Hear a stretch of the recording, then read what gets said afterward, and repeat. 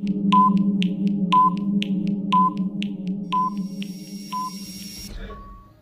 हिंद साथियों, स्वागत है आप सभी का एक बार फिर से करंट अफेयर क्लास नोट्स में, जो आपके सभी कॉम्पिटिटिव एग्जाम की दृष्टि से बहुत ज़्यादा इंपॉर्टेंट होंगे। तो मित्रों, आज की क्लास मैंने कोशिश करी है कि आपको जो हमारे क्लास के जितने भी ललन टॉप क्वेश्चन रहते हैं, उन सभी ललन टॉप क्वेश्चनों को मैंने शामिल किया है। हालांकि वैसे भी मैं बहुत सारे क्वेश्चनों को शामिल करता हूं और कम समय में आपको बहुत सारा रिवीजन भी कराता हूं, लेकिन फिर भी एक कमेंट आया था, तो उसके बाद मैंने आप सभी को जितने भी क्लास के हमारे ललन टॉप क्वेश्चन हैं उन सभी को लिखने की कोशिश की है और भी बहुत ज़्यादा आज आपको इसमें कंटेंट प्रोवाइड कराने की कोशिश की है। तो आप अंत तक वीडियो अवश्य देखना, कुछ ना कुछ आपको डेली बेसिस की तरह आज भी कुछ नया मिलेगा। एक क्वेश्चन जो मैं आज आपके लिए लेकर आया हूं बहुत ज़्यादा इंपॉर्टेंट है और उसके ललन टॉप क्वेश्चन आपके लिए बहुत ज़्यादा इंपॉर्टेंट है। तो आप सभी को पूरी ईमानदारी के साथ, पूरी मेहनत के साथ इस वीडियो को देखना है और हो सके तो अगर आपने वीडियो को अभी तक नोट डाउन ना किया हो तो उस वीडियो के जो क्लास नोट्स हैं उनको आप नोट डाउन भी कर सकते हैं। ठीक है मित्रों, तो आइए बढ़ते हैं आज के हमारे दूसरे दिन की तरफ और बात करेंगे कुछ महत्वपूर्ण ललन टॉप क्वेश्चनों के साथ सभी करंट अफेयर क्वेश्चनों पर। तो आइए चलते हैं। पहला क्वेश्चन हमारा, यूएन द्वारा अफ्रीकी मूल के लोगों हेतु अंतर्राष्ट्रीय दिवस मनाया गया है। क्या बनाया गया है मित्रों? हाल ही में यूएन द्वारा अफ्रीकी मूल के लोगों हेतु अंतर्राष्ट्रीय दिवस मनाया गया है। आप सभी लोग जानते हैं मित्रों, तो उन सभी के लिए आप सभी को पता है अफ्रीका में अभी भी भेदभाव चल रहा है, अभी भी नस्ल भेद चल रहा है। तो ऐसे जो अफ्रीका के प्रवासी हैं, है ना, उनका योगदान बढ़ सके, यानी प्रत्येक क्षेत्र में उनका योगदान बढ़ सके, रंग भेद और नस्ल भेद में कमी की जा सके, तो उसके लिए संयुक्त राष्ट्र संघ के द्वारा एक दिवस की घोषणा की गई। 31 अगस्त 2021 से इसे मनाया जा रहा है और इस बार इसे दूसरी बार मनाया गया है। अब बात आई है यूएनओ की, तो चर्चा करते हैं यूएनओ पर। हालांकि आपको सारे क्वेश्चन पता होंगे, लेकिन मैं आपको कुछ ना कुछ एक्स्ट्रा ही बताता हूँ, ज़बरदस्त बताता हूँ।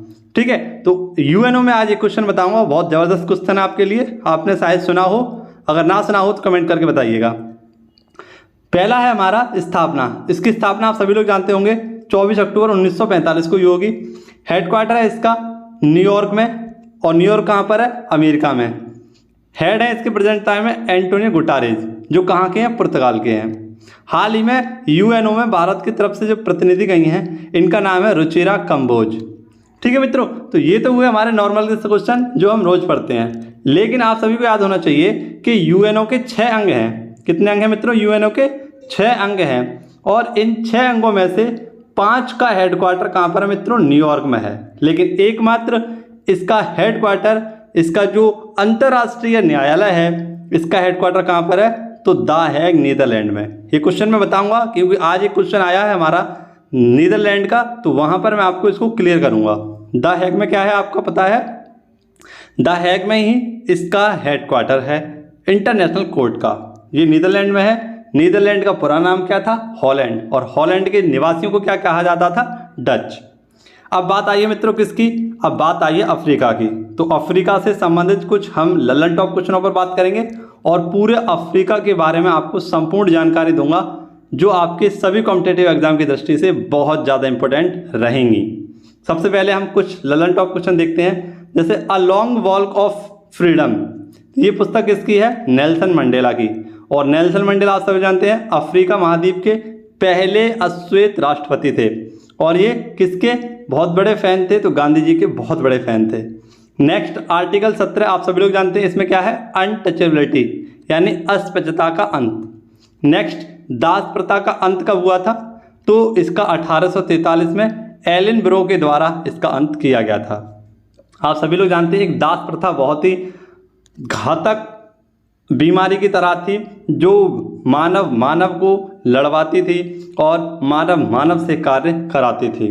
ठीक है, तो ये काफ़ी बुरी दशा थी, लेकिन अब इसको समाप्त कर दिया गया है। ठीक है मित्रों, अब बात करते हैं अफ्रीका महाद्वीप पर। बात कर रहे थे हम अफ्रीका की, तो अफ्रीका एक महाद्वीप है जो कि दूसरा सबसे बड़ा महाद्वीप है। क्या है मित्रों? दूसरा सबसे बड़ा महाद्वीप है हमारा। ये धीमी गति से विकास कर रहा है, इसलिए इसको क्या कहते हैं?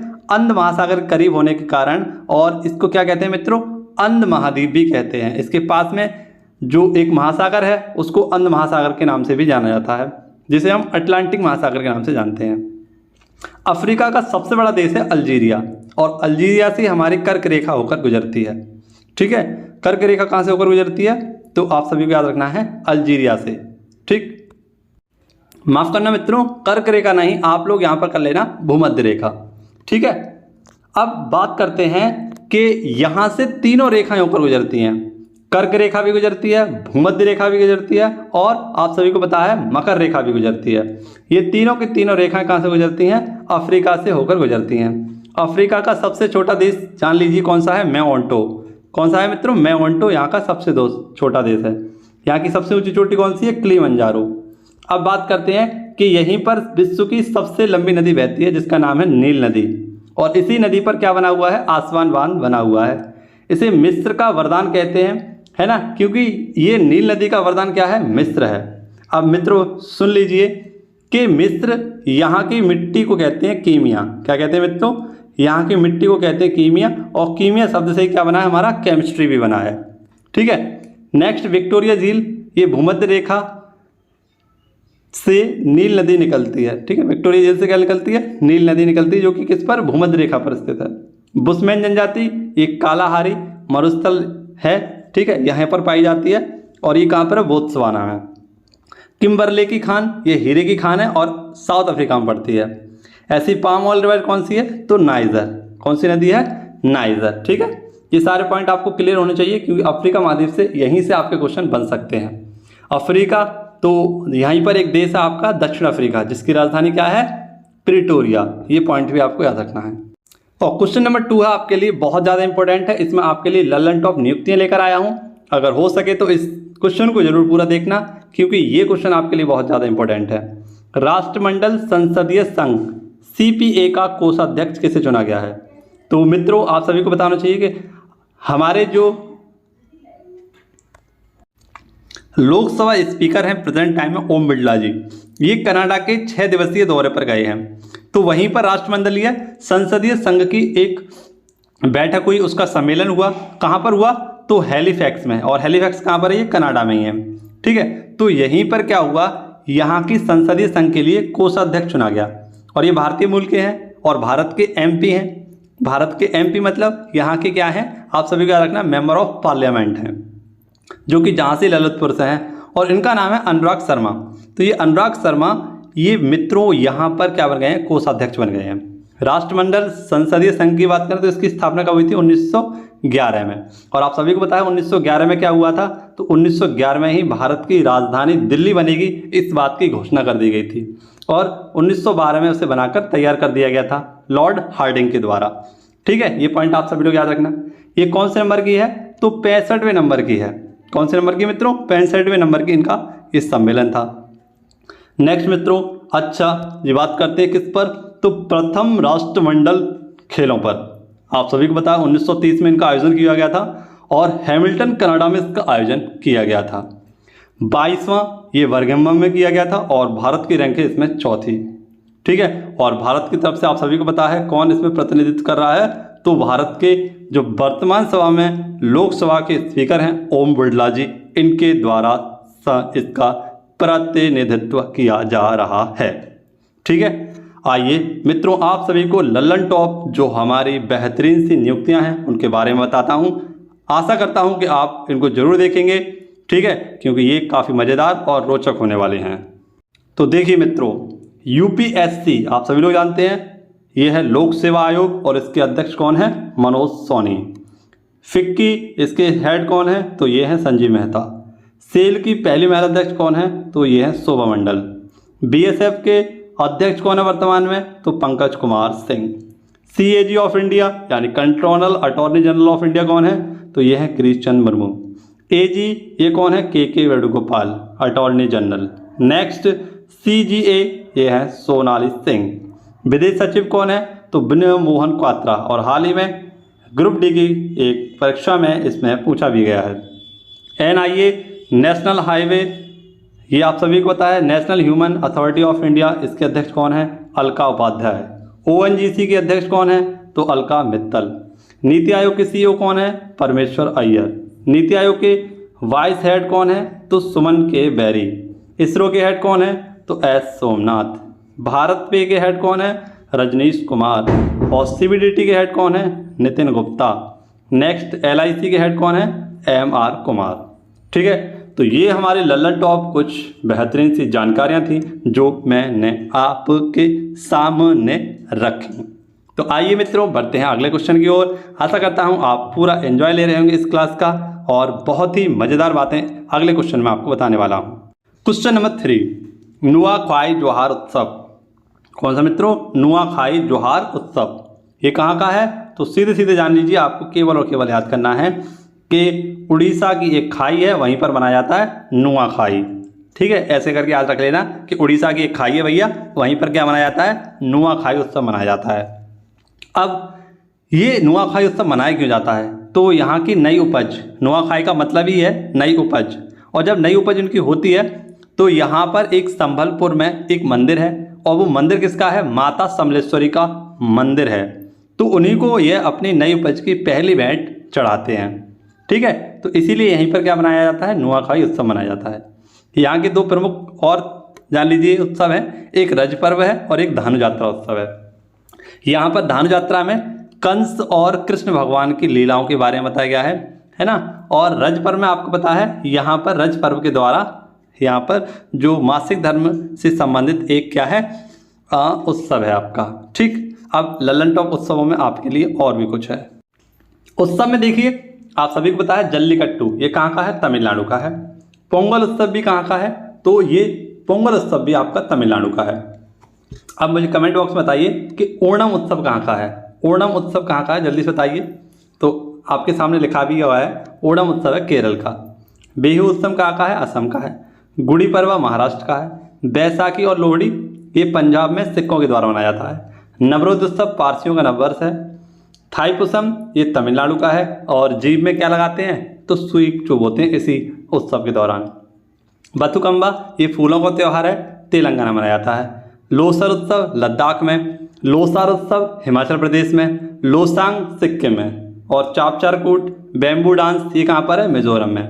हॉर्नबिल उत्सव कहाँ का है? तो नागालैंड का है। ठीक है, रुको जरा ठहरो जरा, रुको जरा ठहरो जरा।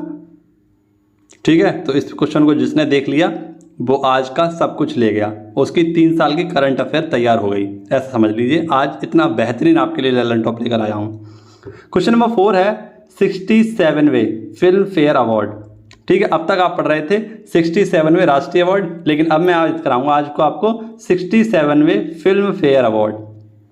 इसमें बेस्ट फिल्म का एक्टर, जो बेस्ट फिल्म का अवार्ड दिया गया है वो दिया गया शेरशाह को।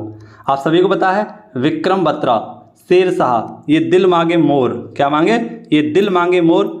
शेरशाह में कौन थे मित्रों? आप सभी लोग जानते हैं, ये थे विक्रम बत्रा, जिन्हें लास्ट टाइम सबसे बाद में 1999 में भारत के सर्वोच्च युद्ध अभ्यास, माफ करना, भारत के सबसे बड़े जो युद्ध के दौरान एक मेडल दिया जाता है जिसे हम परमवीर चक्र के नाम से जानते हैं, लास्ट टाइम विक्रम बत्रा को ही दिया गया था। आप सभी को पता है कि 1999 में क्या हुआ था?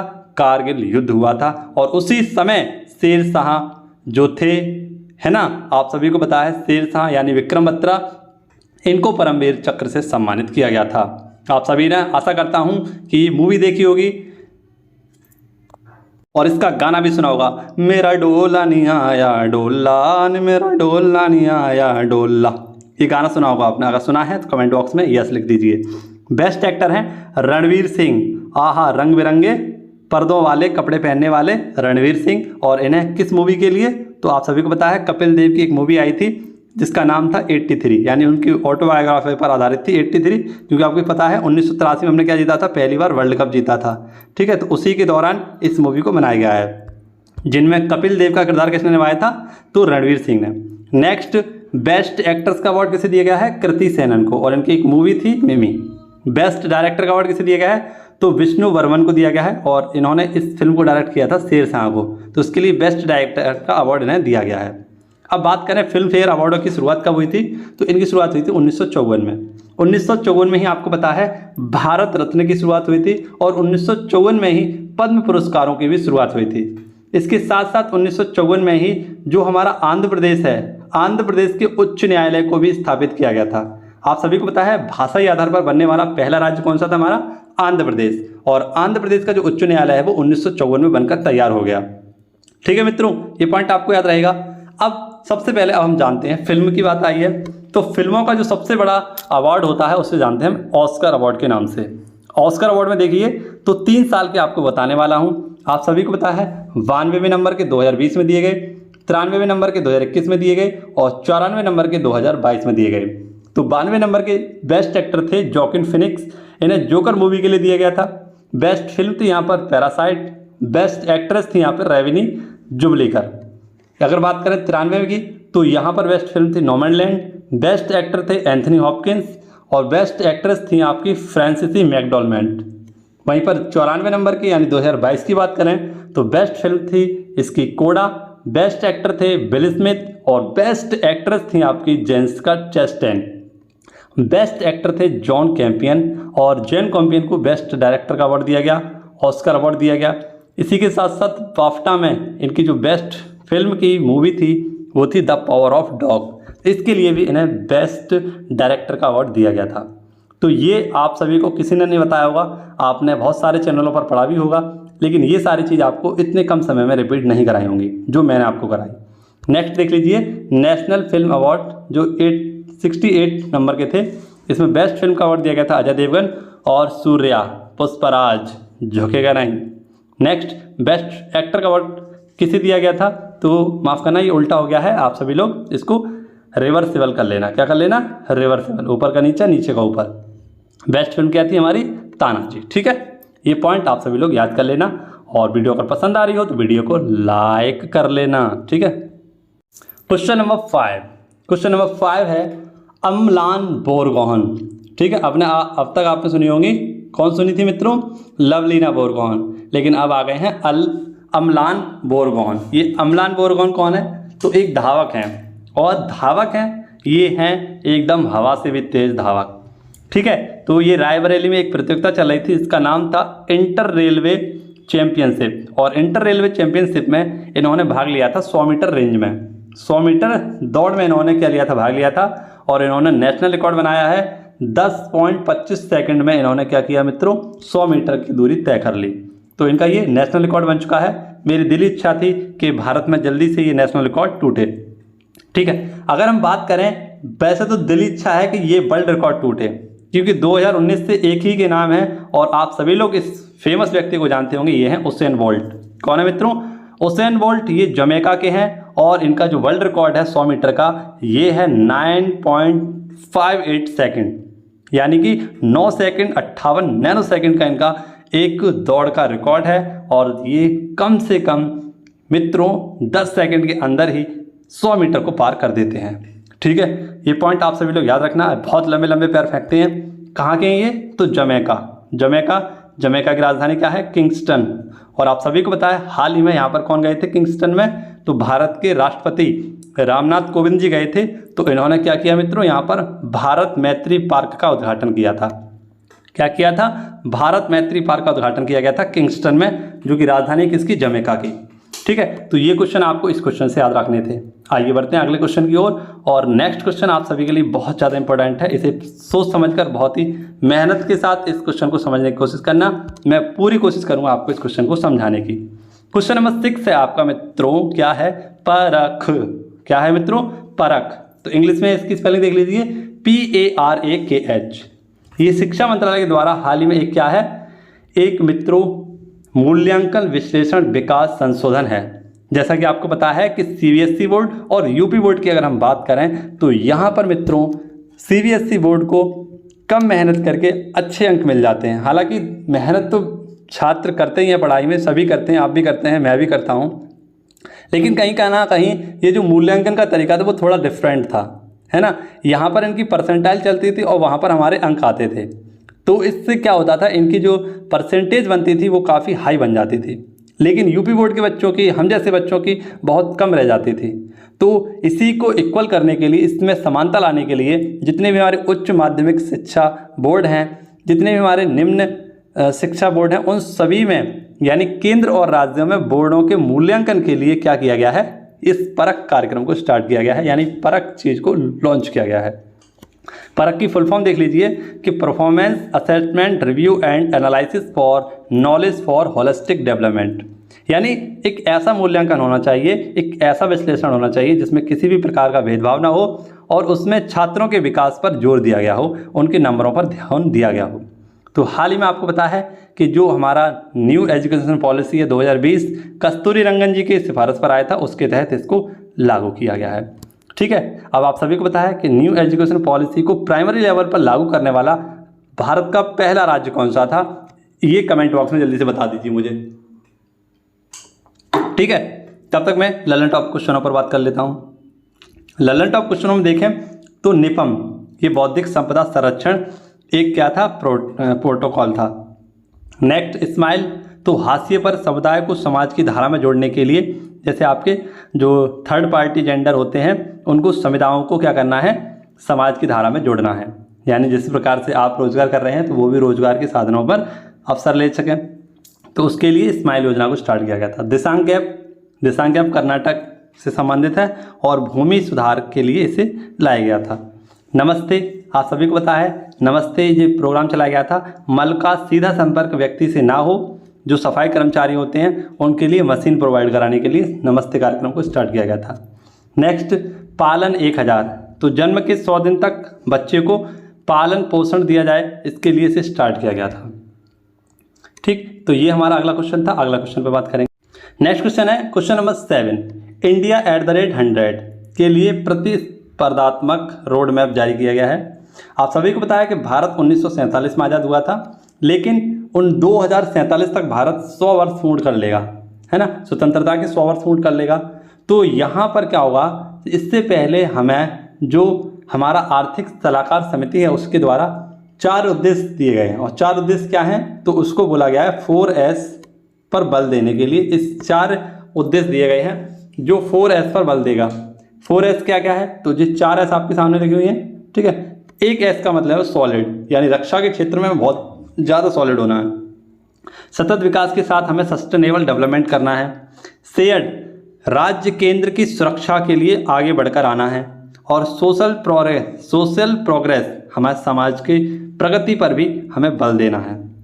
ठीक है, ये सारी बातें किसमें कही गई हैं, तो 4S पर बल दिया गया है और इंडिया @ के लिए इसे रोड मैप के लिए जारी किया गया है। बड़े चलो अभियान आप सभी को पता है संस्कृति मंत्रालय के द्वारा स्टार्ट किया गया था। अगला क्वेश्चन आपके सामने है, रंग स्वाधीनता का आयोजन किसका मित्रों, रंग स्वाधीनता का आयोजन ये संगीत नाट्य अकादमी है, इसके द्वारा किया गया। इसमें 9 राज्य शामिल हैं और आज़ादी के 75 वर्ष पूर्ण होने की खुशी में तथा स्वतंत्रता सेनानियों के जो बलिदान दिया था उनकी स्मृति में इसे स्टार्ट किया गया था। अगला क्वेश्चन और मोस्ट इंपोर्टेंट क्वेश्चन जो मैंने आपको बताया था कि आज मैं नीदरलैंड के बारे में बताऊंगा आपको, तो समझिए क्वेश्चन हमारा क्या है। हमारी जो राष्ट्रपति हैं श्रीमती द्रौपदी मुर्मू, आप सभी को पता है पहली आदिवासी महिला जो हमारी राष्ट्रपति बनी है वो हैं श्रीमती द्रौपदी देवी मुर्मू, और भारत की दूसरी महिला राष्ट्रपति हैं। राष्ट्रपति भवन से इनसे मुलाकात की है तो वे हैं रानी मैक्सिमा। कौन है मित्रों, रानी मैक्सिमा के द्वारा यहाँ पर मुलाकात की गई है। तो जल के ऊपर इन्होंने समझौतों के लेकर बात कही है और ये है नीदरलैंड की। तो नीदरलैंड के बारे में हम जानते ही हैं, इंटरनेशनल कोर्ट का हेडक्वार्टर कहाँ पर है, नीदरलैंड में ही। और नीदरलैंड की राजधानी क्या है, तो नीदरलैंड की राजधानी है एम्स्टर्डम। क्या है मित्रों, एम्स्टर्डम नीदरलैंड की राजधानी है और यहीं पर है द हैग में इंटरनेशनल कोर्ट का हेडक्वार्टर है। अब आप सभी को पता है नीदरलैंड की राजधानी बताइए ना आपको एम्स्टर्डम, और यहाँ पर एम्स्टर्डम जैसे ही आएगा तो आपको एक डेट याद आएगी 1928 में क्या हुआ था, तो मेजर ध्यानचंद्र के द्वारा गोल्ड मेडल जीता गया था। इसके बाद आता है आपका 1932, यहाँ पर कौन सा हुआ था हमारा, तो लॉस एंजलिस में हुआ था। और उसके बाद 1936 में कौन सा हुआ था, तो ये हुआ था बर्लिन में। इन तीनों लगातार ओलंपिक में भारत ने गोल्ड मेडल जीता था, किसकी बदौलत, तो मेजर ध्यानचंद्र जी के। और हाल ही में बताया आपको मेजर ध्यानचंद्र जी का बर्थडे बनाया गया था, और कब बनाया गया था, तो 29 अगस्त को, है ना। खेल दिवस के रूप में मनाया गया था। इनका जन्म 1905 में हुआ था इंदौर मध्य प्रदेश में। ठीक,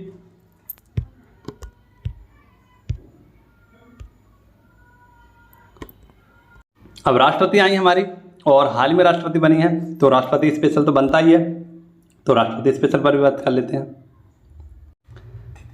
पहली महिला राष्ट्रपति कौन थी हमारी? प्रतिभा देवी पाटिल। ये 12वें नंबर की थी, 2007 से 2012 तक रही थी। राष्ट्रपति बनने की न्यूनतम आयु कितनी होती है? 35 वर्ष। अधिकतम तो कुछ नहीं होती है। ठीक है, प्रमुख अनुच्छेद देख लीजिए।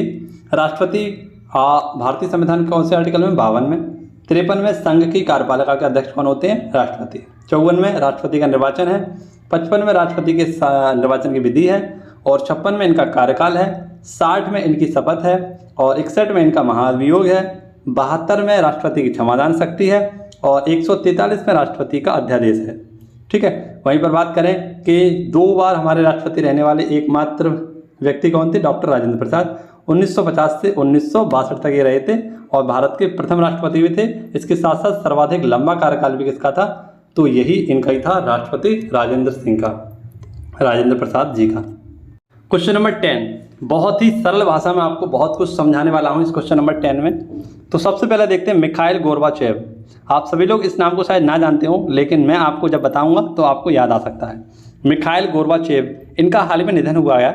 अब जानते हैं कि इनके पीछे की कहानी क्या है।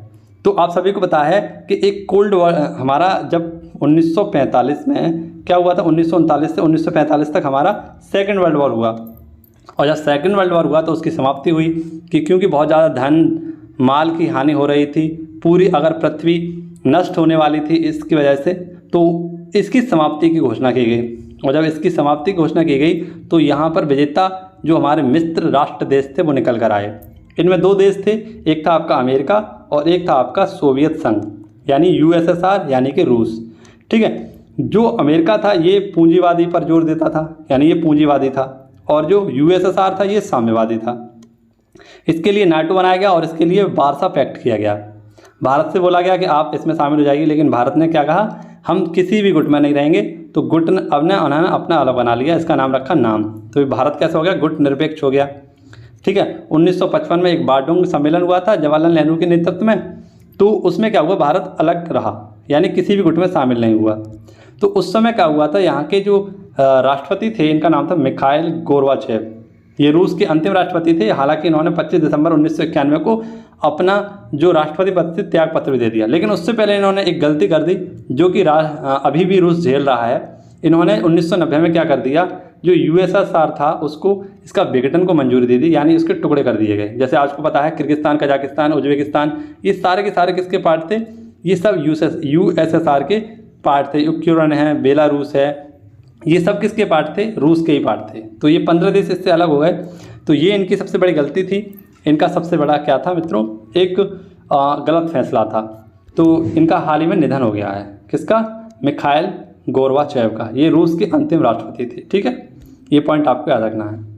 अगला क्वेश्चन जो कि आज का हमारा सवाल है आपसे, और ये सवाल मैं आपके लिए लेकर आया हूँ। ये लगभग आपका 2 महीने पुराना क्वेश्चन होगा। इसका आंसर अगर आपने कर दिया तो आपकी करंट अफेयर बहुत ज़्यादा मजबूत है। अगर आप इसका करंट अफेयर का जवाब नहीं दे पाते हैं तो आप इस क्लास से डेली जुड़िए। मैं ऐसे ही क्वेश्चन आपको रिवाइज कराता हूँ जो आपसे पूछे जाते हैं। ठीक है, तो ये क्वेश्चन आया हुआ है, इसका आंसर आप कमेंट बॉक्स में अवश्य बताइएगा। ठीक, तो ये सारी क्वेश्चन की हमारी वीडियो थी जो आपको कम समय में मैंने बहुत सारा कंटेंट देने की कोशिश की है, बहुत सारी चीज़ों को समझाने की कोशिश की है। आशा करता हूँ आप इस चैनल को सब्सक्राइब करेंगे और दोस्तों के साथ इसे शेयर भी करेंगे। मिलेंगे आपसे अगली वीडियो में। जय हिंद, जय भारत, वंदे मातरम, भारत माता की जय।